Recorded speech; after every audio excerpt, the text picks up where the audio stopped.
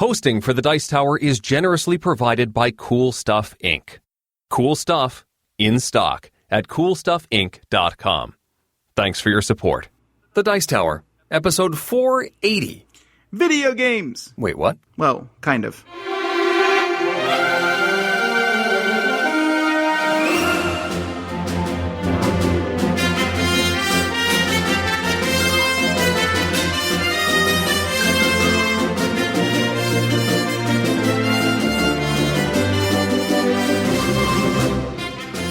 Welcome to the Dice Tower, a podcast about board games and card games, and especially the people who play them. On today's show, we hit the sweet spot with 4 smaller games, and we hear the biography of a choir. Plus, we recap our adventures in Essen, we share a tale of amazement, and after some confusion, we all take a look at our top 10 games to get a video gamer into board gaming. I'm Eric Summerer, and here's your host, the Master Chief of Board Gaming, Tom Vassel. Hey folks, Future Tom here. I'm interrupting the show because I want to really talk to you about the Jack Vassel Memorial Fund auction, which is going on right now over at Board Game Geek. You can find a link to it from our website, dicetower.com. But the Jack Vassel Memorial Fund is a charity organization that was started by myself. My son was born prematurely and died 6 years ago, and the gaming community was extremely helpful in my time of need, and so I started this fund as a way to help others in their time of extreme need. And when people have something in the gaming community, have a tragic event happen to them, that's beyond their control, we have this fund set up so that we can help them. And you can go find a geek list. At the bottom of it, there are testimonials from people that we have helped. We are an official charity, and this auction is one that people put up all sorts of items, and they have a chance, and people can bid on them, and there's some amazing stuff there. There really is. But all the money goes to the Jack Vassel Memorial Fund there, and then we will use it over the course of the year to help people when they need it. And so there's 3 ways that you can help here. One is to add more items and put them up, or services or different things, and have people bid on them. 2 is to bid on the items. Granted, the items usually go for way over cost, so I can understand if that's too expensive for you, but for those who you do it, I appreciate it. And 3, either way, you don't have to add items or even bid on them, but just promote it. Tell people, put it on Twitter, Facebook, tell people but in any groups you're in, tell them about this auction. The more we promote it, the better it will do. All right, well, thank you guys for listening. Let's get back to the regular scheduled show. Sure. Yeah. Someone said, "Are you pretending to be dumb or do you not understand 90% of Eric's references?" Did someone say that? They did. But I do know who Master Chief is, even though I don't know all his background and all that jazz. Oh, I don't know any of that. I just know he's like the main dude. Well, I think he has a halo or something. Speaking of video games, I was in a pickle today, but that quandary has been solved for me. Because today, we're recording this show on the 20th of October, and at midnight tonight, they release Civilization 6. Oh, okay. So I was debating whether I was going to work tomorrow or not. Okay. But fortunately for me, or unfortunately for me, whichever I might think at any given point, it looks like only the PC version is being released. All right. So I will not be glued to Civilization 6 for 20 hours this weekend. Well, all right then. Is that a good or a bad thing? Good. Well, for people waiting for you to get some Essen reviews taken care of. All right, I'm working on that. Well, speaking of that, folks, by the way, in case we haven't made this come clear, I'm Tom Vassel. Hi there, I'm Eric Summerer. And we're here to talk all about board games. And Eric mentioned Essen, a giant fair in Spiel, which we'll talk about a little bit later. But suffice it to say, there was a lot of games released there. And a lot. That is almost an under exaggeration.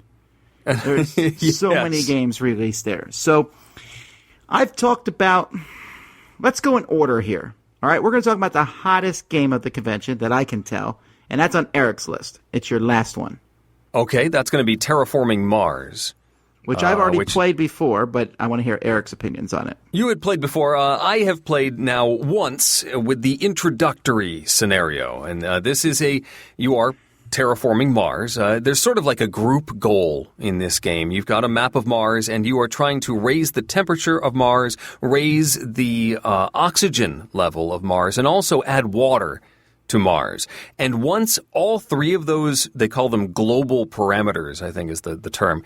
Once all three of those have reached a certain level, that was what triggers the end game. And you are rewarded for increasing that particular level, or any of those three levels, by increasing your terraforming rating, your TR score, which is also your income for each round. And you have a whole bunch of cards that represent technologies and patents and stuff that will help you do things, and some of them require you to have raised these global parameters to a certain point, or some require you to play them before a global parameter has reached a certain point. There is a draft phase at the beginning of each round of this game where you can purchase some of these cards into your hand.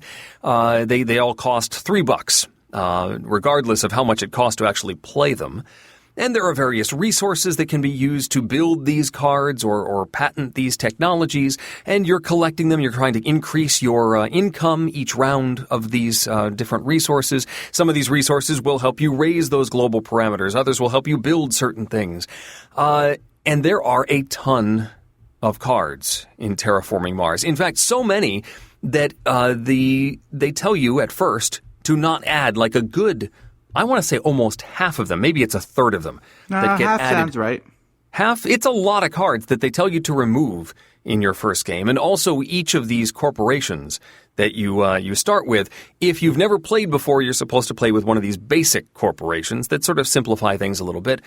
And then later you add a corporation that has different starting money, has a special power that they begin the game with.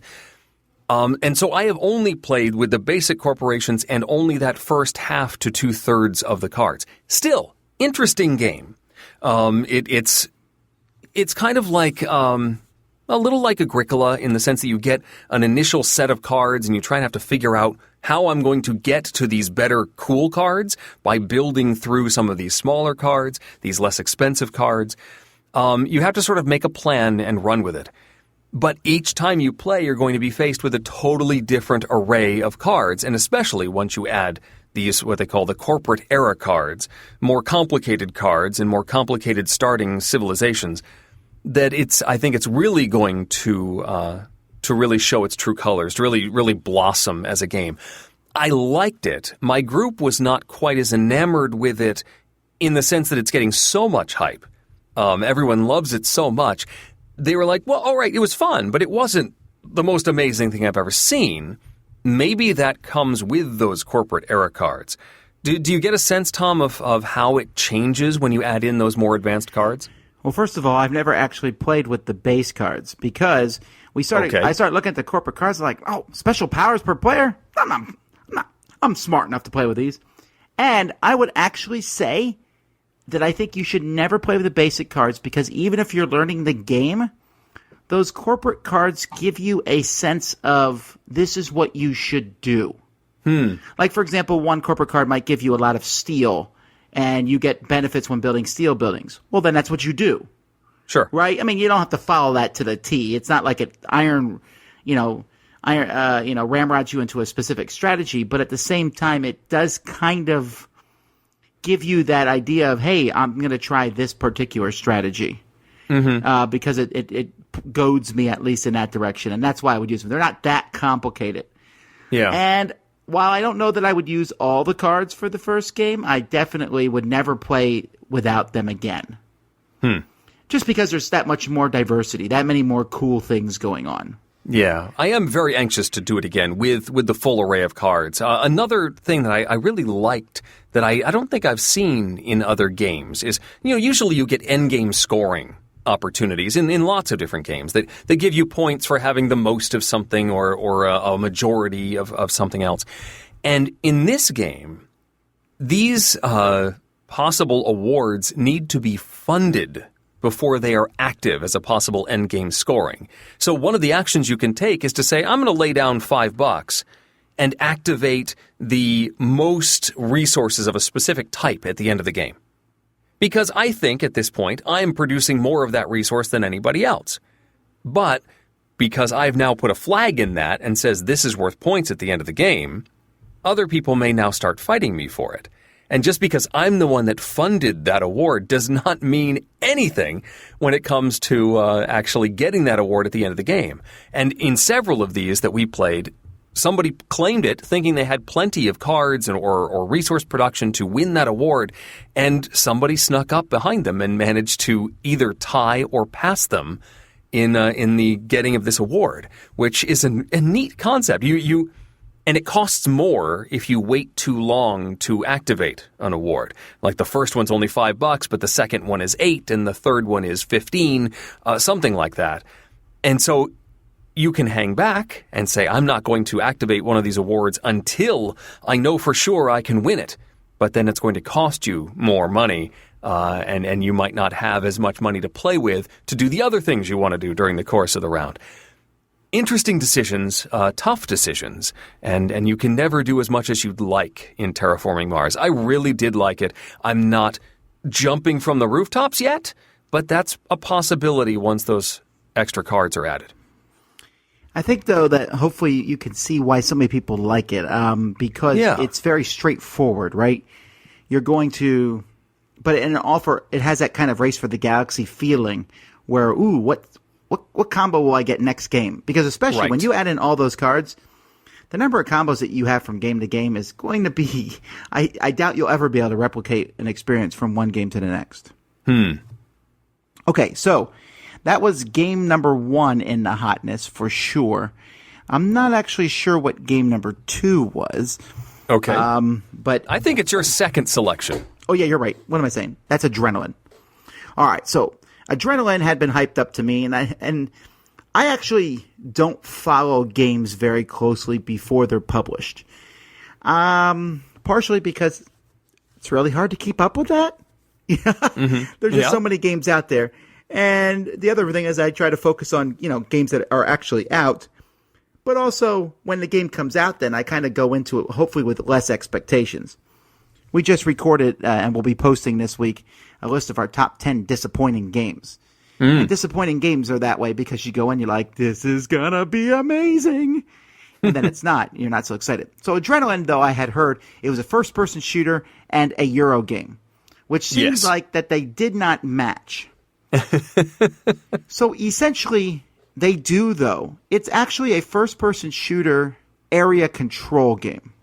And what that means is you're in this little area and you're running around shooting other people. And there's all kinds of cool weapons, all the different guns that you can think of, from like a gravity gun to, I don't think they have the portal gun, but there's all sorts of guns in this thing. They don't call them by those names, but there's like their typical shotgun, rocket launcher. And all these guns. Railgun. There's definitely a railgun. Oh, have you played this? You go ahead. I'll talk about it later. Okay. So, you didn't play it and talk about it, and I don't remember. I did not play it. I did not get a full demo of the game because all the tables were always full when I went by at Essen. No, that's fine. I just didn't want to make sure I wasn't being goldfishy. All right. No. So you go around and you shoot people with all the weapons and fight and stuff, and every time you do damage to someone else, you put damage markers on their character of your color. And when someone dies, when the last point of damage is done, then that person is scored, essentially. So whoever does the most damage to him gets 8 points, and then 6 points, and 4, etc. When you die, you just respawn somewhere else, but then you are worth less points. Right. However, doing the first damage to someone gets you an extra point, and doing the final damage to someone gets you kind of a headshot or whatever, kill shot. Kill shot bonus. And whoever has the most of those at the end of the game will also get points. So the game doesn't really penalize you for getting shot. I know some people don't like that because, the game will seem mean, right? I got shot, I was going to do this, now I lost everything. The worst thing that happens when you get shot is you just get respawned somewhere else. In fact, the meanest thing that the game does is not, did you get shot? No, it's, I shot the person Eric was about to shoot. Mm-hmm. That's the most upset someone will get. Not that you shot them, but that you aren't shooting, that you shot someone else and stole their kill. Right. And so it's like an area control game, except the areas are moving around and also shooting at you. So it's not a very heavy game. There's really not a lot of complexity. That's the whole game, what I just told you. It really is. You're just running around shooting at each other. And it has a cool thing that when you do get shot, you're worth less points as time goes by. And I like that. That's a good concept to have. So you have to spread out the pain so that you get the highest scoring individual at any given moment. Right. It's like any area control game. Like, I did all the damage to Bob. Well, that's fine, but you should have also shot in Sally and Susan too. Mm-hmm. You want to have some points in all of them. So the thing is, though, I really like it. I love how different all the guns are. I've always liked area control. It's a great combo. It's fast. It's not that complicated. It's a mid-weight game, obviously, but it's one that I really enjoy. So I'm glad. That's adrenaline. Yeah, all of the demos were always full. I checked back. Whenever I got a break from the booth, I'd swing by CGE and try and sit down at one of these. I'd hover over a table and see if somebody was about to be done. No, it never happened. So I finally walked over. Some of the larger booths will have demos of their popular games, but then they know people just want to get an overview, so they'll have one guy standing at like a mock-up who can do the 2-minute spiel.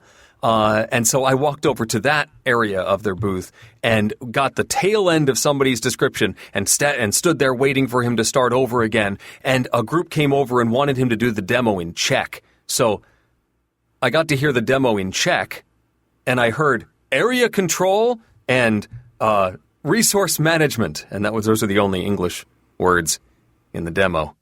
He did eventually restart and explain it in English as well, but for a good 5 minutes I was standing there just sort of pleasantly listening to Czech. I think it's cute that you try to play games at Essen.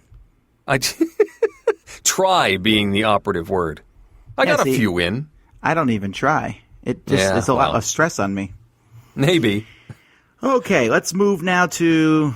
Well, this game's not probably in the top 10, but it did get a lot of buzz because the original game is still one of the most popular games on Board Game Geek, Power Grid. Yeah, and this was the release of Power Grid, the card game. They had both the Funkenschlag version, the German version, as well as the Rio Grande edition of the English being sold by 2F Spiele.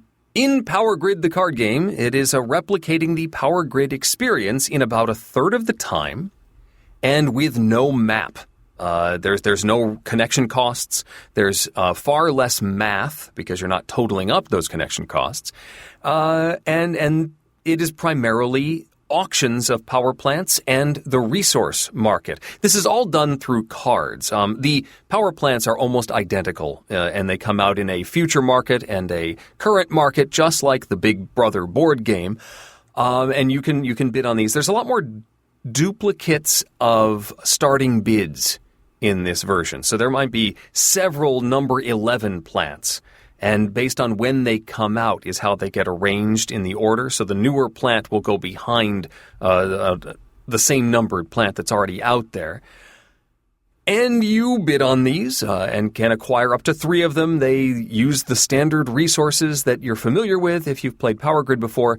The market is interesting and worth noting. The resources are represented by these cards, much like, say, the Settlers of Catan card game, where they rotate down to represent a particular number of resources. And you can acquire one of these cards, which may have 1, 2, or 3 resources on them, based on where they are in this array of cards. They can range from $1 to $4 for Electro per card. And so you can buy these cards, and it goes in the similar least or worst or best turn order. So if you are, say, first in turn order, you may get first choice in the auction phase, but you're going to be purchasing resources last, that sort of thing. You can acquire these cards. You can put them in your in front of your power plants. You can store as many resources as twice your capacity, just like in the Big Brother game.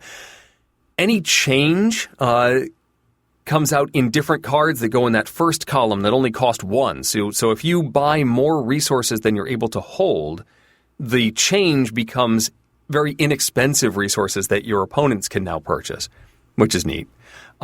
These cards cycle through a draw deck, and as they go through when the first time you shuffle, you add a few more powerful cards. When you shuffle again, you add even more powerful cards. So the market becomes a little stronger as the game continues. But it has that same feel of, you could buy up resources that your opponents are looking for and make it so they can't power their plants. When you power your plants in this game, you get straight up money for powering them. And you continue to do this, get money, until the end game card is drawn, which is in the power plant deck. And then there's one last round. And in that final round, whatever your income in Electro would be is your victory point score, sort of how many cities you're powering. And you get additional money if you have cash on hand, additional points if you have cash on hand. And then most points wins. That's it. It goes faster for sure. It feels definitely like Power Grid, which I guess is either a good or a bad thing. This feels very close to Power Grid. And if you want that feel in a quicker time frame with less math, this is a perfect product for you. If you're not a giant fan of Power Grid and are looking, for something a little more different than the board game, this probably isn't worth a look for you. Just to give you a sense, I was going to wait to purchase this, maybe later once we got back to the States on a future cool stuff order, something like that. So I was going to let it go at Essen, not spend the luggage room. My wife saw a picture of us playing it and said, "Ooh, that looks nice," which was code for buy that and come home with it or I'm not letting you in the house. So I got a copy, but I originally wasn't planning to. Super harsh. Well, between the Pandemic Iberia and Power Grid the card game, those are the two that she said you need to come back with those. Really? I thought she would want the Pandemic Cure expansion. Actually, that was on the list too. So those three things. My wife had no list for me. Well. In fact, she said something like, "You don't need to bring back every game," or something to that effect. We didn't bring back every game. We didn't bring back at least 2 or 3. But yeah, 2 or 3 you didn't have room for. Yes. Anyway, that's Power Grid the card game. I did enjoy it. It is neat. But I also really like Power Grid, and so they're very much on a similar level. I can see owning both and playing the one that you have time to play. I did hear from a few people that said, but I like the connections. That's my favorite part of Power Grid is making the routes and connecting from city to city. And that is definitely not a part of the card game. I feel like the only way I'm going to be able to figure this out is to play it on my own. You're going to have to. Fortunately, you got one. Did I? All right. You did. I played your copy. Okay. Huzzah. All right. So, we often make fun of Stronghold games on this show. Often. And we occasionally say bad things about their games, which are completely justified. No, we don't often say bad things about their games. About him, yes. About their games, we don't. I mean, he doesn't make that many bad games. He makes a few every once in a while. But I don't think we were just very kind to Terraforming Mars. Yeah, well, see, that's because it's an Eggert Spiel game. Oh, okay. We're gonna give the no, I'm sorry, that was a Fricks game. Sorry, that's Fricks games. Yeah, the one I'm talking about now is Eggert Spiel. No, but anyway, Steven had like 3 of the top 10 games. They were very busy. He was very happy when we saw him at the end of Essen. He was not sad, that's for sure. Yes. So, Great Western Trail is one of those games. This is from Alexander Pfister, who is like the hottest designer in gaming because he's won back-to-back Spiel Awards, which is not a bad thing. He won the regular Spiel des Jahres with, yeah. Okay, well, he also won the Kenner Spiel des Jahres with the sequel to Witch's Brew. Broom Service, right. Oh, no, that was the Spiel des Jahres. Broom Service was the Spiel des Jahres. And then the Kenner Spiel was the Isle of Skye. Isle of Skye. Boy, folks, I'm a board game expert, and you could feel that coming out of my mouth right now. I'm gonna claim jet lag. Yeah, we're both in a bit of a fog right now. I use that jet lag thing for like 2 months. Like, why did you take out the trash? Jet lag. Jet lag. So anyway, back-to-back awards is a pretty big deal. And he's also made a lot of other games that people like Mombasa. So Great Western Trail is along those lines. It is a heavier, heavy style Euro game. There's a lot of different things going on in it. You are driving cattle to Oklahoma City. and then shipping those cattle on trains to all different cities all over the coast. So the basic mechanisms of the game, you have a cowboy or a group of cowboys, whatever, and you're moving them along this path, and you have to decide each turn how far you want to move them. You can move them down the path pretty quickly, but you might want to stop at different buildings on the path and use those buildings. These buildings will give you different actions. So on your turn, you essentially move, take an action, and it's the next person's turn. Turns are actually pretty quick in this game. What you have is a handful of cards. It's a little deck building game where your deck is made up of cattle, and you have the handful of cattle that you are shipping to the end. You're going to sell these cattle and then also use these cattle, then ship them to a city, which gives you points, etc., etc. Along the way, you can buy more cattle to put in your deck to make your deck more useful. You can move a train along farther, which makes it cheaper for you to ship your cattle and also allows you to establish new train stations in cities, which will give you points. There's all sorts of different actions that you can do. You can trade with the Native Americans. You can fight obstacles. There's really a ton of different actions. And as the game goes by, you can build more buildings of your own color that you can stop at and take more actions.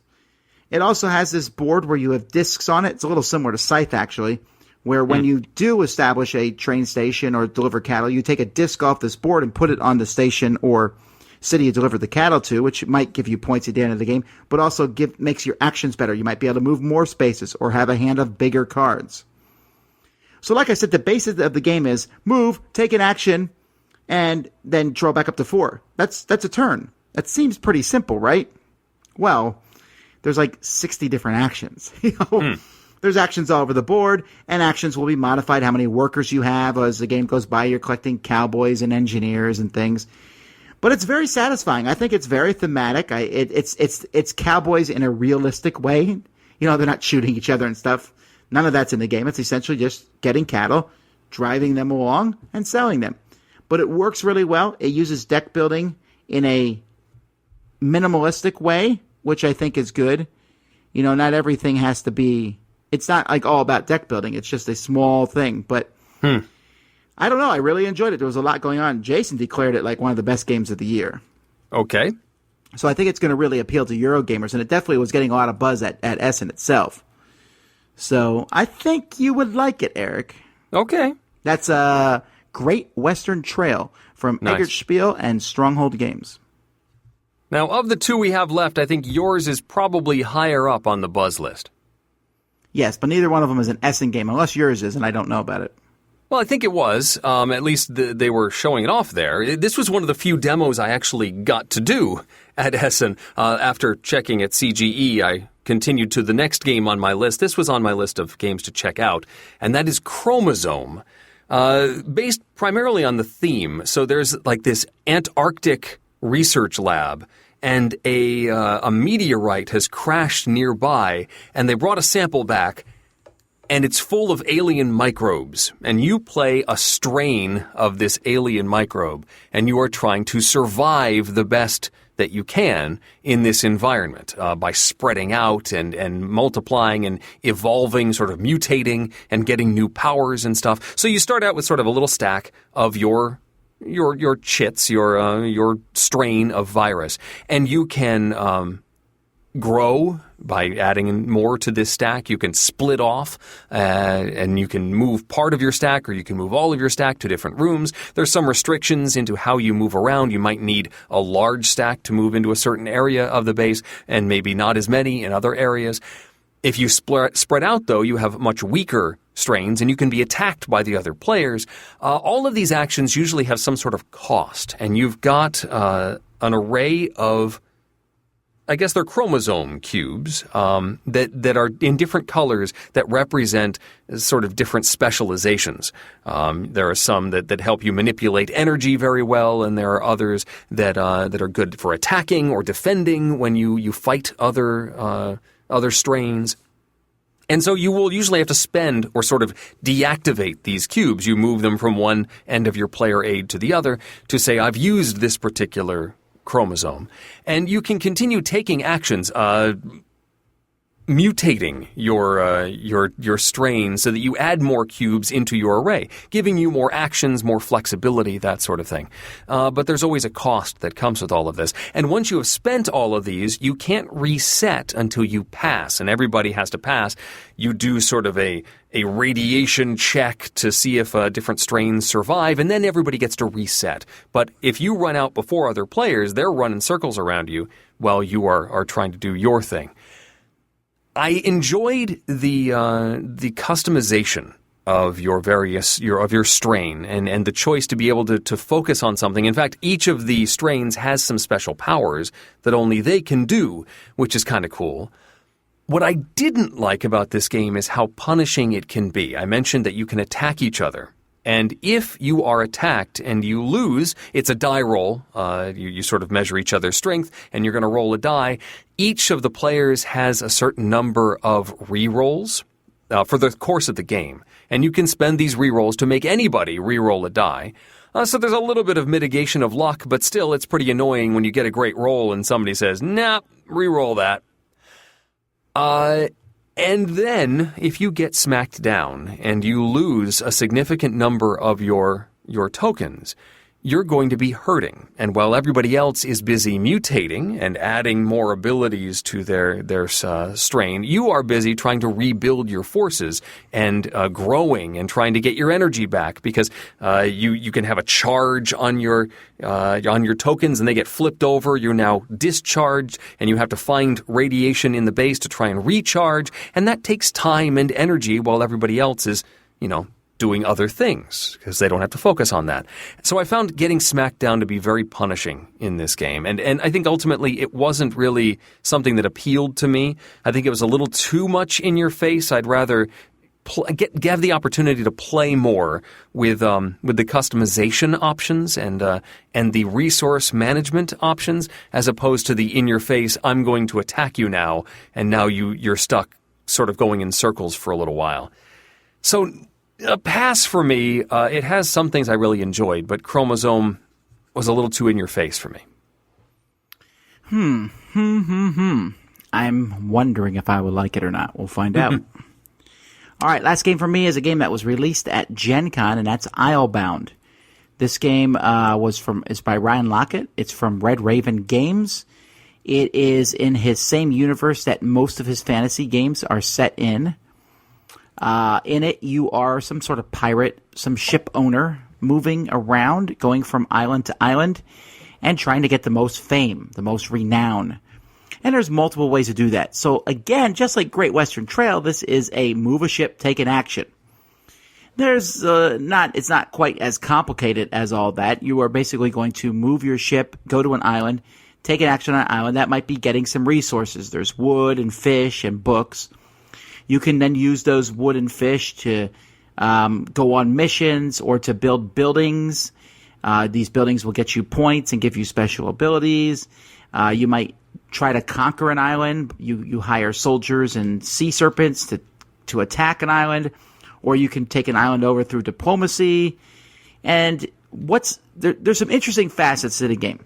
One is, anytime you go to an island and use the action on that island, there's an associated cost with that island, unless you own the island. So that's an incentive to capture an island, but it's not so easy to do so.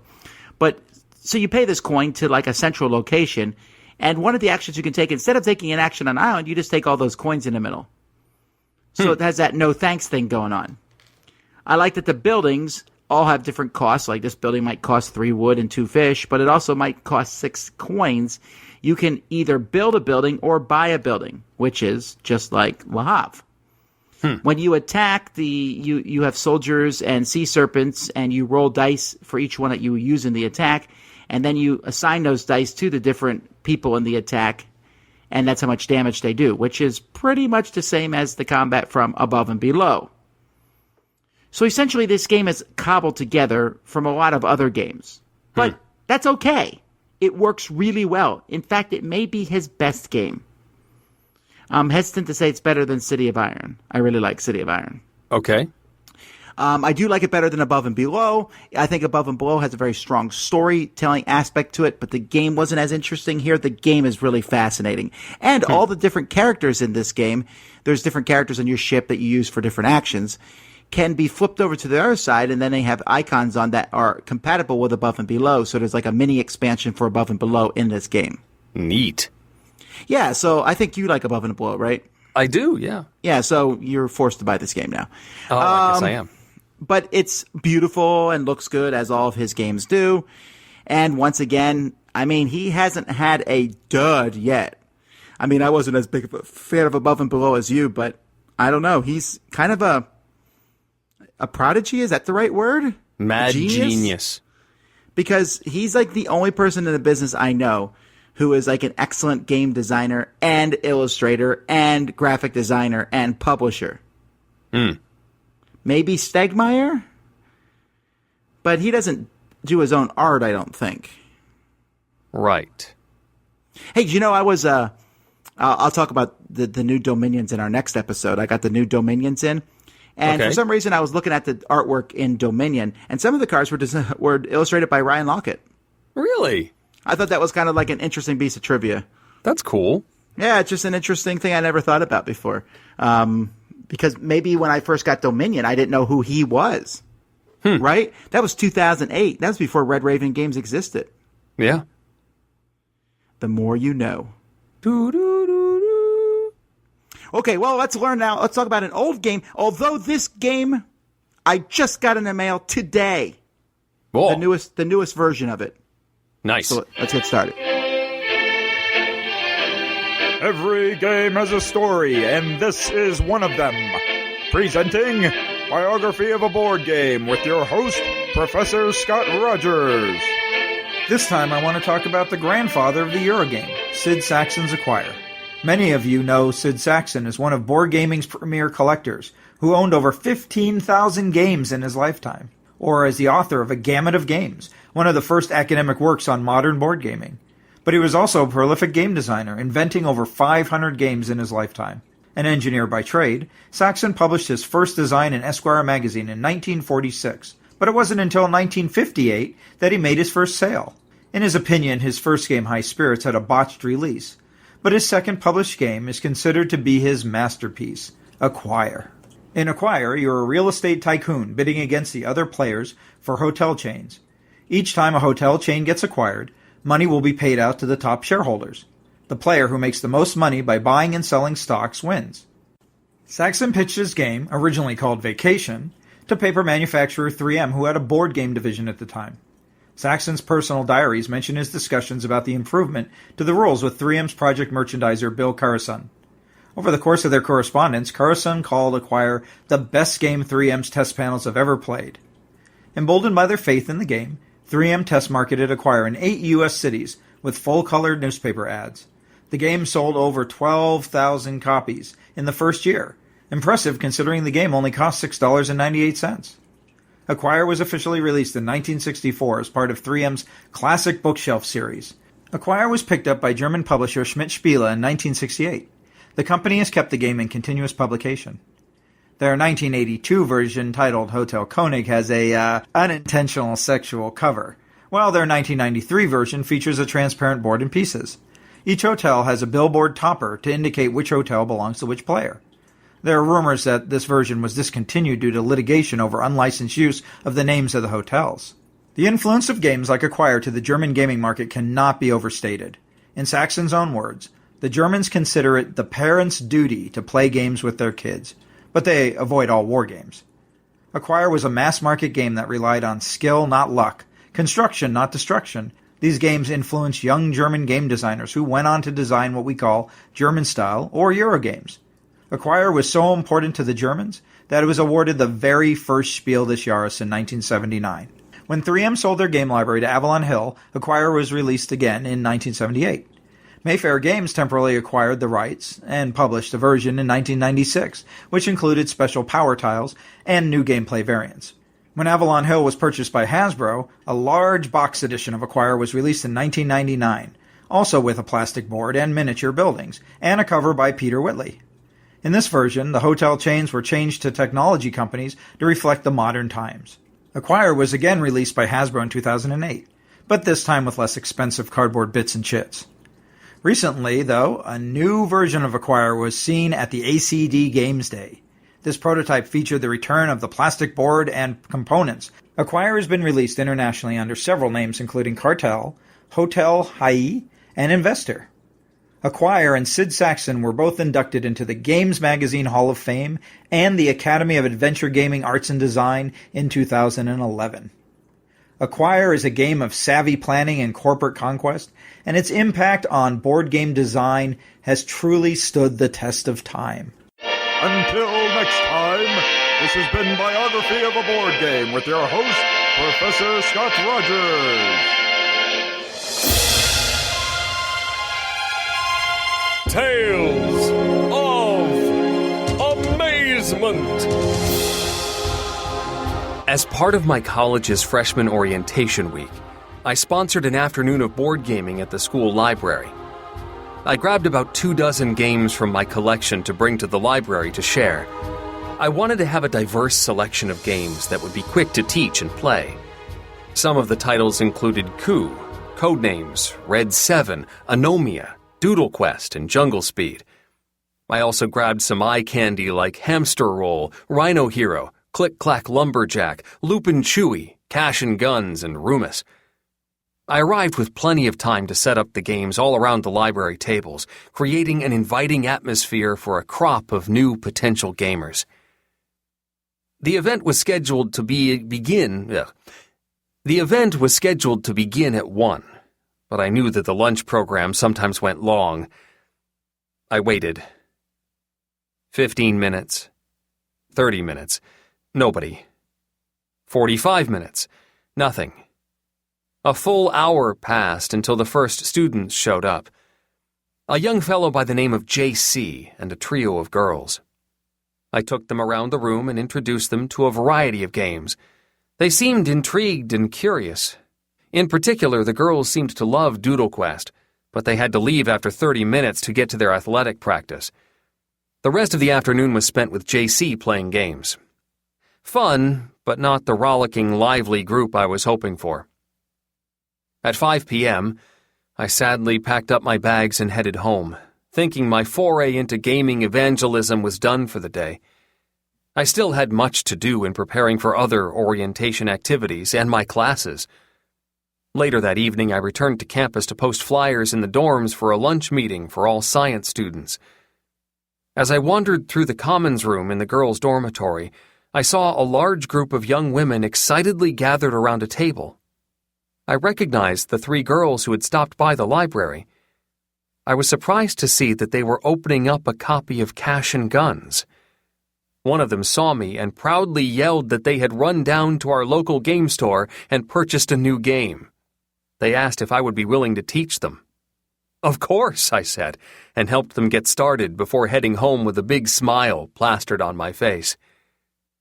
Mission accomplished. Huzzah. Nice. Yeah. Isn't that always the dream that, you do something like this and you spread off and spawn some gamers? It's the dream of every teacher, to have that happen. It is. You want your Mr. Holland's opus moment, right? See, like someday yes. I'm going to walk into a giant room and all these people will be sitting there and saying, you taught us how to play games when we were 5. Yeah, no, that's a cool thing. And it's interesting that they ran and grabbed Cash and Guns, but no, I mean, I like Cash and Guns. I just was surprised that would be the one that they picked because he had said they were really interested in the other one. And then, well. Right. All right, well, let's go to the sweet spot.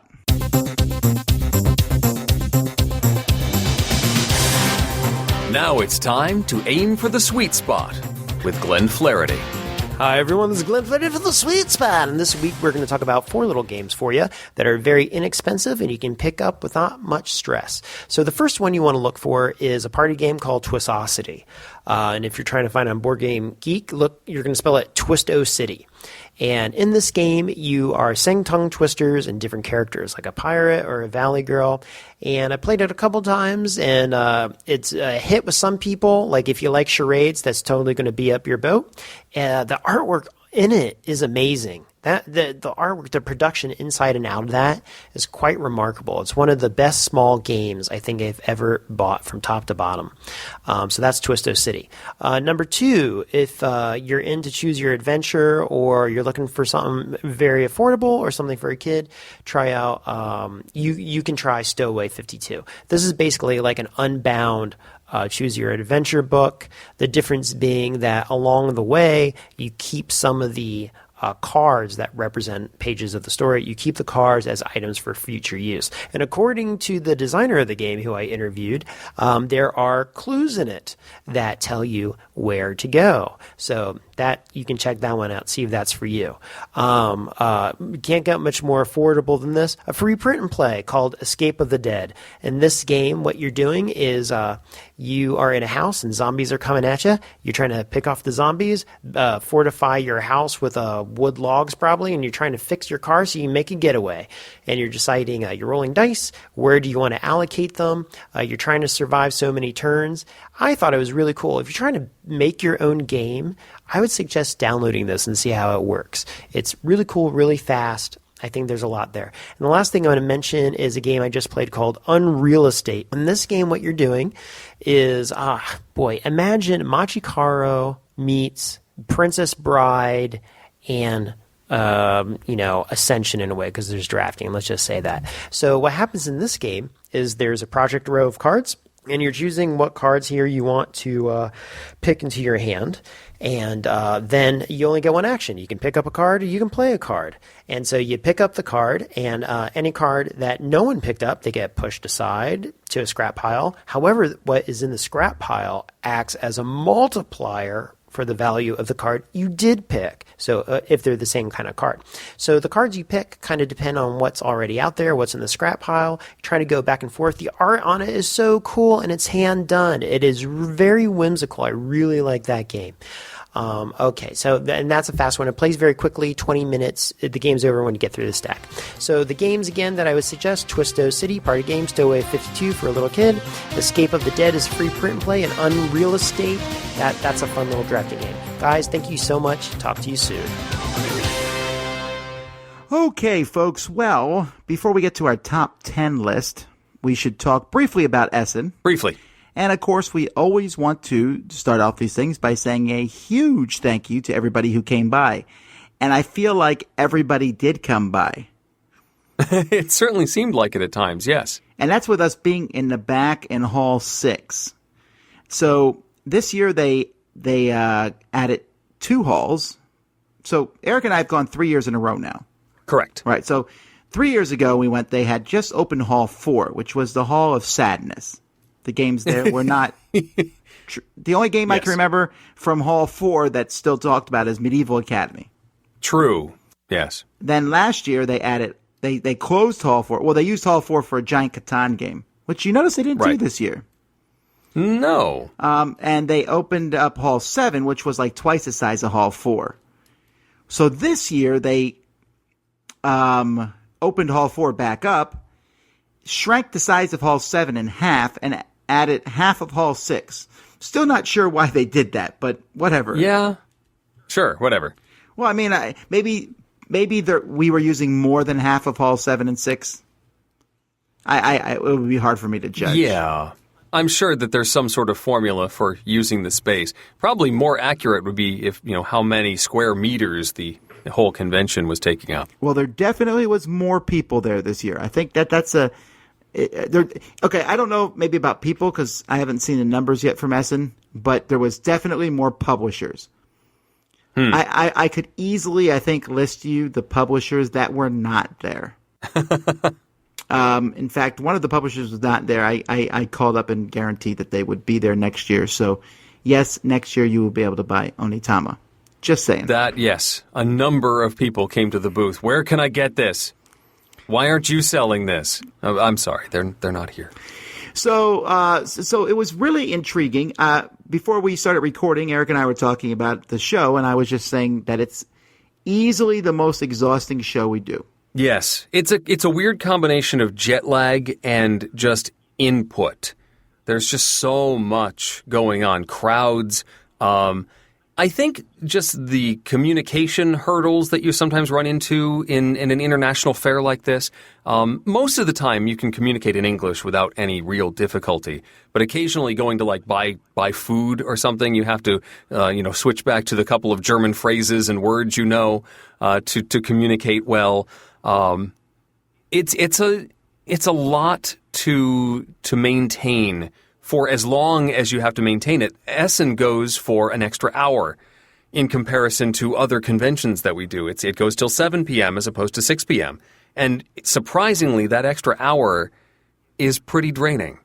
Huh, that's weird. I don't think for me, it's not the language barrier at all. I thrive on not knowing what people are saying. For me, it's the hours themselves. Mm-hmm. Just because we have to, you get to Essen early because of how big and crowded it is. Because we can get in there pretty early. We were able to get in the hall at 8, which is 2 hours before it opens. And you might say, well, you don't need to get in that early.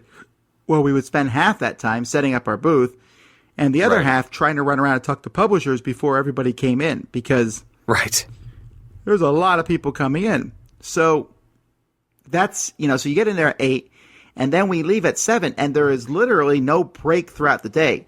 You don't really go out to eat lunch anywhere. You just run to one of the stands and grab a bite to eat, and you just keep going. Mm-hmm. And there's that press of people around you all the time. And then when we're done, it's not like you could just go around a corner into a restaurant. You got to travel a bit, not a ton, but a bit to get to a restaurant. And then that restaurant meal is pretty long. So it's essentially fair, eat, bed. Fair, eat, bed. Really, that was pretty much. And then we do that we start on Tuesday and we go all the way up through Sunday. So it's 6 days straight of doing that. And that's fine. I don't mean to complain at all. It's just that we're really tired when it's done. Yes. And it takes about a week to sort of recover. I don't know about a week, but yes. But it was still pretty cool. The fair was really neat. There was there was the one negative thing about the fair was the robberies that occurred. Ludi Creations, who was robbed. I'm feeling not quite as bad for them now because their Kickstarter has made them back, I think, 5 times the amount that they were robbed. Oh, but it is cool to see the geek community come around for that. And hopefully maybe the geek community come around. R&R Games and some other companies got robbed too, I think. That is true. But it was just so that was the one negative thing, but overall everyone seemed to be very positive.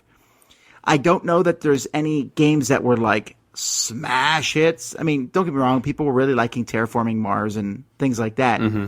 But it wasn't like last year where there was Pandemic Legacy and Time Stories just rocking the building. Everybody was buying those. But there still was a decent amount of games. I mean, I brought home more games than any human should own. And I'm excited about them. I'm looking at the shelf going, I can't wait to play some of this stuff. Now, I might be heavily disappointed by that later on. But for now, I'm just still excited about it. Yeah, I mean, I got to pick and choose a little bit more what I brought home. And so a lot of the games I brought home I'm very excited about. And the whole feel of this fair is so much fun. It really is a fair experience as opposed to a convention. I mean, they call it a fair, and I guess that it's a very apt description. With all the food everywhere, there's a lot of families around. It really just feels like a celebration of all things gaming. And the fact that it's international means that you're getting sort of different national flares in booths as you walk by. Everybody's got a different flavor to them, and there's a lot of camaraderie amidst your neighbors. We had the booth behind us was demoing their game the whole time, and they'd come by with like coffee cake in the morning or little treats. Hey, just going door to door to all of their neighbors, offering up sweets. And there's lots of candy and music playing in people's booths, and everybody sort of puts on a show, puts on a party at this fair. And not that other conventions don't do that, but it just really has a community feel at Essen, which I really enjoy. Yeah, I enjoyed this one. We had a really good booth, for sure.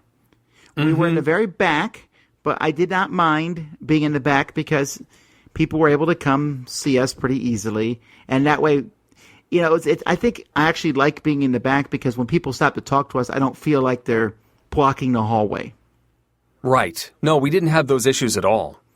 So that was really cool, and we got to talk to lots of people and take a cajillion pictures and say hi to folks there. So I liked that a lot. Our booth was in a cool location. We were near the bathroom, which was good in the beginning of the day.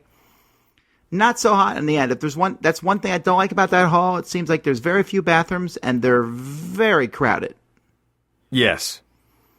We were also near a stand that sold slushies and licorice, which was not. You did take advantage of that a lot. Yes. I really did. And when I got home, I weighed myself, and now I will take the opposite advantage of salads and things. Our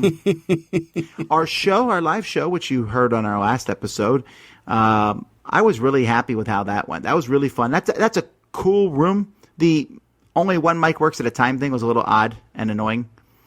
Yeah, I hope there's a way around that next year. Maybe some more communication with the event staff or something will. Or we'll just bring in our own mics. Bring in our own mics and just plug it into something, because it was one very loud in that room, which is why if you listen to the episode, it's very echoey, and there was just no way around that. That once that reflection is in an audio signal, you can't take it out. So we had multiple mics recording in various places, and what you heard was the best of the crop as far as clarity. But also, only having one mic work at a time was strange. Well, it is what it is. The audience was really cool though, and it was a lot of fun playing the different games and things. So it was thumbs up. Right. So that was neat. And overall, I just had a great time. It's hard for us to talk too much about the games and things. We're going to be talking about them for the next, 3 or 4 years. Yes. I bet you I talk about an Essen game the week before Essen next year. You probably. That is how many have come in. It is. I came home and found some games from Essen that had been shipped by companies before the fair and stuff. So, yeah. But we really will play the hottest ones as quickly as we can. As we already have reviewed many of them. And we'll try to get to the other ones as time goes by. But there's also ones that we're going to get to because we think they look really fun. Mm-hmm. All right, well, let's get to our top 10 list. It's a Dice Tower Top 10! The Dice Tower's Top 10 list is sponsored by Cool Stuff Inc. Cool Stuff Inc. Cool stuff in stock at coolstuffinc.com. Hey, everybody. I need to do some explaining here. Yeah, you got to do some splaining. Well, here's the deal. I'm working really hard at trying to keep all of our top 10 lists organized. I have to keep track of 2 different lists, the video lists and the audio lists. I also need to keep track of when we put the list up on the website, when we post the list on the website, when we put up the People's Choice voting. So I sent all our contributors. I made the list of top 10, and somewhere along the line, someone said something effective. Didn't we just do the video game top 10? I think someone said that, yes. And so I changed it to puzzle games. However, I never changed it on one of the lists, the list that our webmaster, Robert, had. So he posted the voting for top 10 video games. And that's what people voted on. So our contributors did not get that information because they're going off a different list. Right. I have now matched the lists up. They should be the same. And honestly, I'm not sure why I have 2 lists anyway. But, because the one has internal stuff on. There's just a lot of administrative stuff behind the dice. Okay, I goofed up. It's tough being the president. At the same time, I will say that no one looked at the other list because Eric also has access to that list. And nobody also noticed that the voting was for video games that we've already done and said anything about that. No one did that. But I did today go, start working on the document and realized, I've prepared the wrong top 10 list. And also, while that may be true, you can save your top 10 list. We'll do that one at the beginning of next year. Huh. I also did this early yesterday, so it's not like I think you did the list before you saw there was a document. Yes, I was working off of the list of things that you told the contributors to prepare. All right, so here's the deal. We just made the list twice, so we'll go through it a little bit faster than normal. However, I would say that this list has been seriously tweaked by games that have come out recently. Sure. And the last time we did video games was about a year ago. If you're go with keeping it was score. a year and 3 months ago. So August of 2015. That's so far away. Lots can change. This is like talking about technology. Video games. Maybe someone listening wants to run our top 10 list scheduling for us. But you really can't do that because there's so much stuff that goes on behind the scenes. Have I given enough excuses yet? Yes, there's been a lot of whining. That's because I know there's gonna be like a page thread on, well, Tom needs to pay attention more. Yes, I do, but just realize that I'm juggling about 300 balls sometimes with these lists. Anyhow, I did not even look at my list from August, so I don't know what's the same. I know that I have some new stuff on my list, so there's no way it could have been on that list. Right. So here we go. We're going to go pretty quickly, and let's get started. Number 10. My number 10 is going to show up on Tom's list, so I will place my card face down, and we'll wait to see what Tom does. All right, my number 10 is Arcadia Quest. Now, again, I guess I didn't even do an intro to this list. This list is games to get video gamers into board games, and I still think this is a critical thing to know how to do, because there's a lot of people play video games. We're talking billions of people play video games. And there are millions of people who play board games. I would like to transfer those numbers a bit. So these are games I think, and so I picked a variety of games in different categories that I think would appeal to video gamers, because they give me the feeling of a video game when I play them. And so my first is Arcadia Quest. In Arcadia Quest, you are fighting other players. You have a team of heroes. You run around, hit monsters, and they drop money.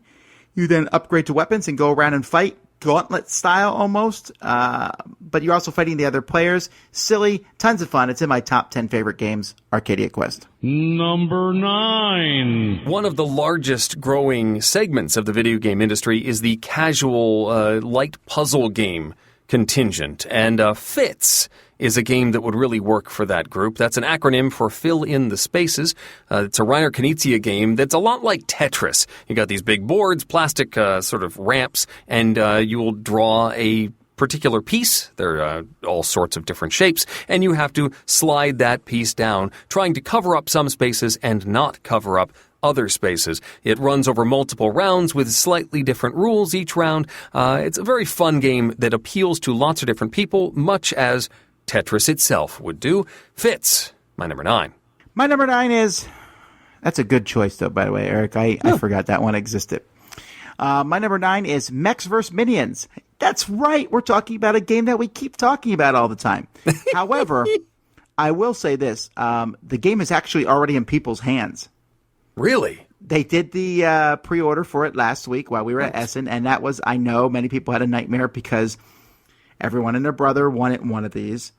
And they sold out of the first 15,000 in just a few hours. And the next 15,000 didn't go too far behind that. But that first 15,000 they sold have already started shipping and landing on people's doors. Wow. So people are playing this game. Mechs vs. Minions is based on Riot Games' game, which is League of Legends. But it's really not like League of Legends. It's a cooperative game in which you are fighting swarms of minions. However, since so many people actually play League of Legends, I think this is an excellent game to get people in, especially since it's a superbly, tremendously good game. One of my favorite games, honestly. I need to play this. Everyone seems to have played it. And that's Mechs vs. Minions. Number 8. My number 8 is the patented way too early to be on a top 10 list slot, and that goes to Bubbly Pop this time. I loved playing Dr. Mario as a young person. It was one that I played. My mom would come down in the basement. She usually didn't play video games at all, but she would come play that with me, and we'd play the two-player version and battle each other out. It is a fond memory game, and Bubbly Pop is basically Dr. Mario. You've got two sides. It's a two-player game, and each player has like a little planet with an initial setup of a couple of blank spaces. And then there's a row of these tokens. It's a 2 by, I want to say 6, 8, 2 by 8, or maybe it's 2 by 10 row of these bubbles, circular tokens.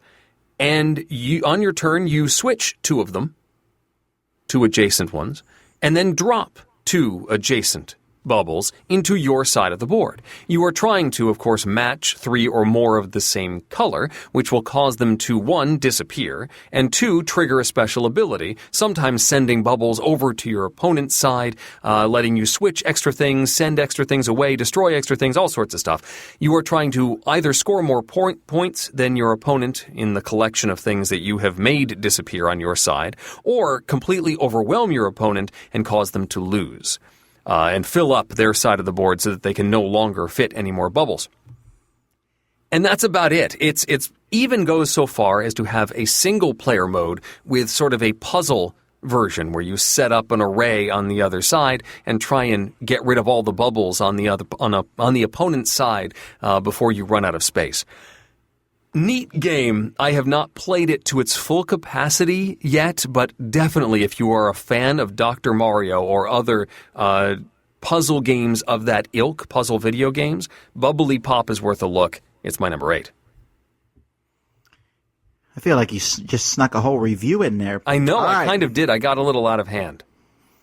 Rum and Bones. Now, I mentioned Mechs vs. Minions, because it's based on, it's that license from League of Legends. Rum and Bones is actually like League of Legends, but it's a pirate game, and you each have a couple pirate heroes, and you're sending minions swarming at your opponents. It is a lot of fun. There's a second version of it coming out, but again, it's like Arcadia Quest, just has that video game feel to it. That is my second, but not last game from Cool Mini or Not. Rum and Bones. Number 7. Number 7, of course, Portal, an uncooperative cake acquisition game. This one captures the feel of that video game series, which is well loved by many a video gamer. It is not a direct comparison to the Portal video game. You're not doing the same thing. You can shoot a portal from one section of the board to the other, but it's much more of an area control sort of experience. It is not a puzzle solving sort of experience, but still captures that feeling and that sense of humor of the Portal universe. I do really enjoy it. My number 7, Portal, an uncooperative cake acquisition game. The humor of that game seems pretty dark. It is dark, sure. Yes. I until you mentioned that, I wasn't sure it was humor. You dark person, you. I laugh. My number 7 is Ghost Stories. Ghost Stories is a cooperative game where the ghosts keep marching in one by one, hurrah, hurrah, and you as Shaolin monks must fight them off. I don't know what it is. Tower defense maybe is a good way to determine. A lot of people like tower defense games. Mm-hmm. This one is an excellent, very much type of feeling you're going to get from it. A lot of fun. That is Ghost Stories. Number 6. You may have noticed by now that I really enjoy puzzle-style video games, and you may have heard of something called Candy Crush.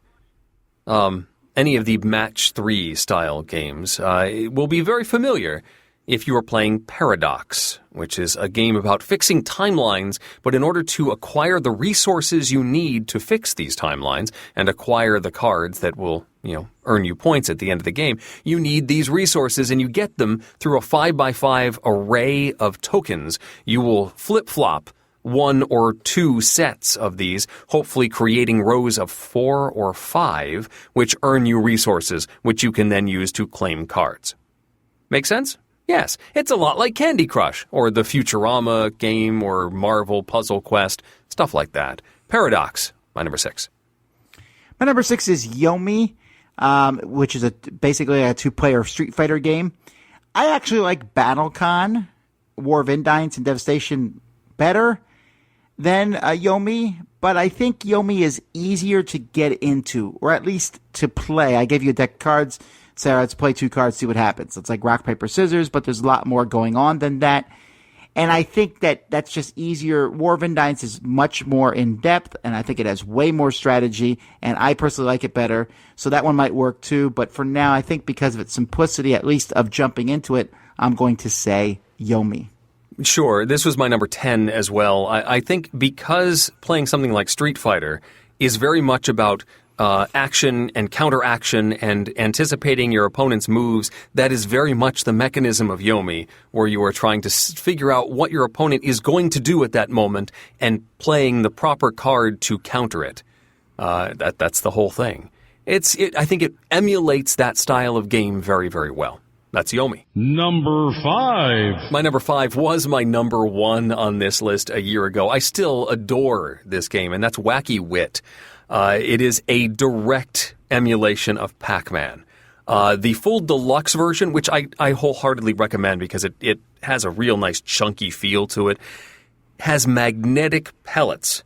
So you pull a couple of levers and it resets the whole board, and you take your Pac-Man guy and you roll a die. It's a roll and move game. It's a 2-player game too. You've got Pac-Man, and he sort of stomps these power pellets down as you try and collect them all. Pac-Man has to collect them all. His name's not Pac-Man, it's Wacky Willie or something.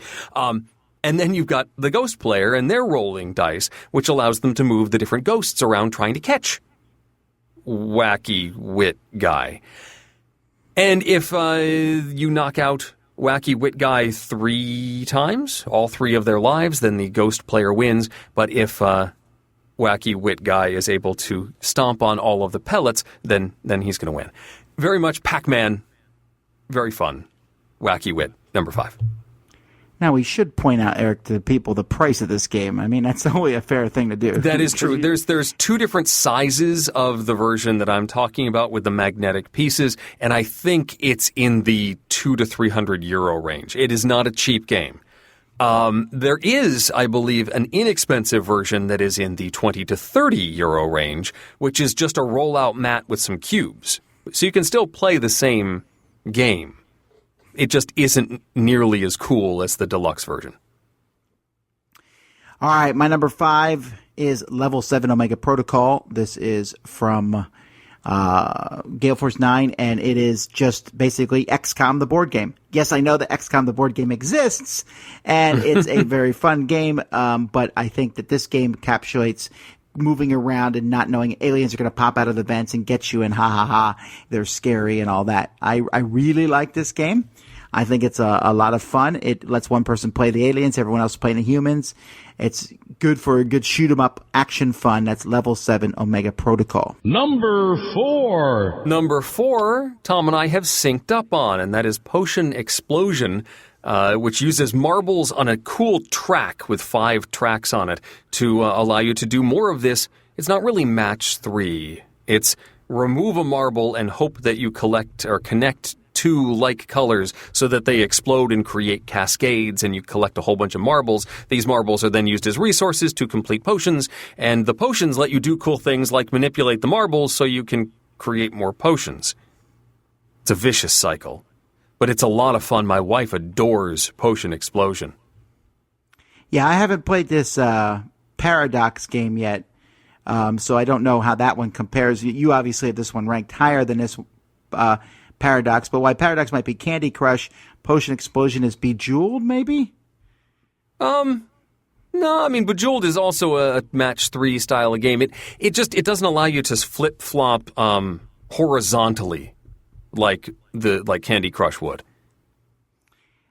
Yeah, but I think that's not a bad thing, actually. Yeah. Well, anyway, I think this game's a lot of fun. It's really gotten traction this year. They released it at Essen last year, and we heard some buzz about it. But this year, it's like become one of the most talked about games of the year in many places. Mm-hmm. So that's Potion Explosion. Yes, I think the reason I have it farther along on the list than Paradox is Paradox, you're drawing the chips from a bag, whereas Potion Explosion has that nice rack, and gravity actually does a lot of the work for you in maintaining the cascades and bringing in new marbles into the array. So it's just a little easier to deal with in the physical mechanisms. Number 3. Number 3, we sync up again. How did that happen?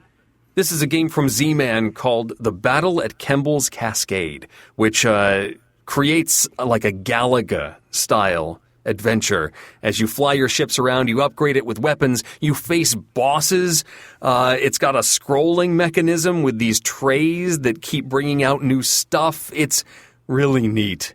It's a lot of fun. Battle at Kemble's Cascade.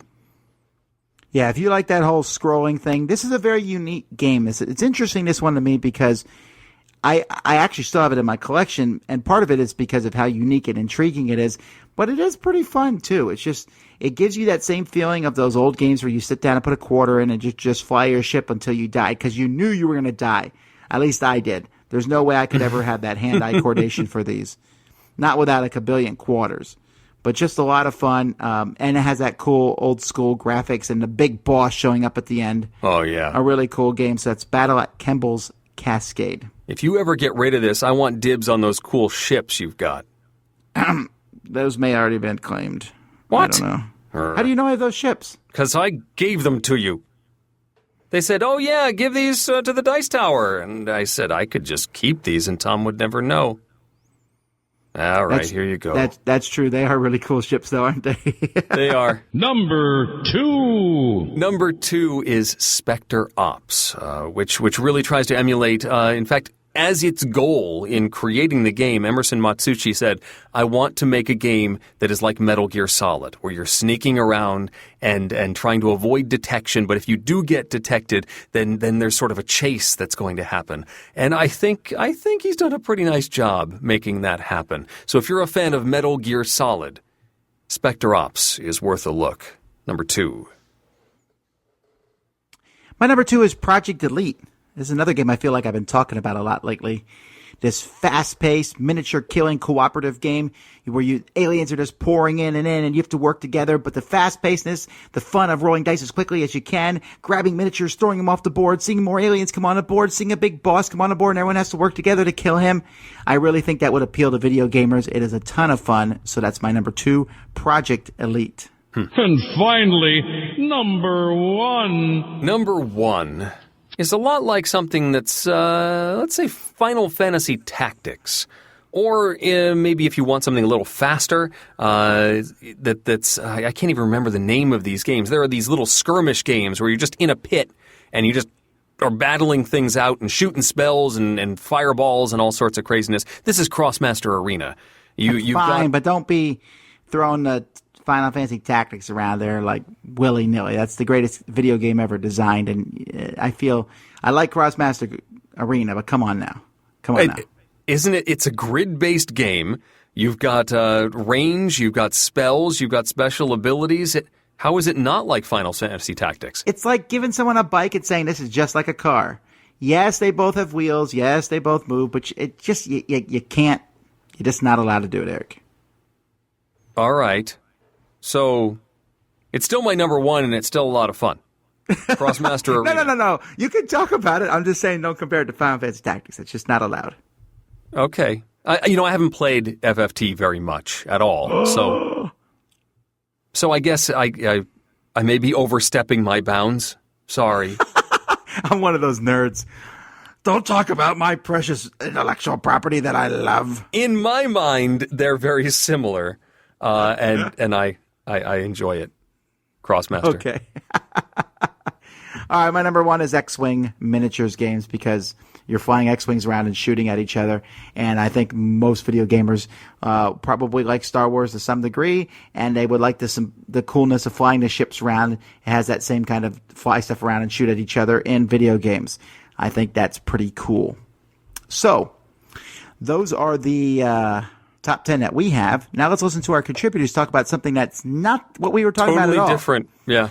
Okay, so what we said is the top 10 games for puzzle fanatics. We will do this later. The good news is hardly any of our contributors contributed. So there's still lots of content to be mined. This is like a bonus segment. And let's see if they remember the next time we do this list and do the same one like I never do. Hello, this is Ignacio Trzewicek, Portal Games. And Stephen Bonacore, Stronghold Games. We are Board Games Insider.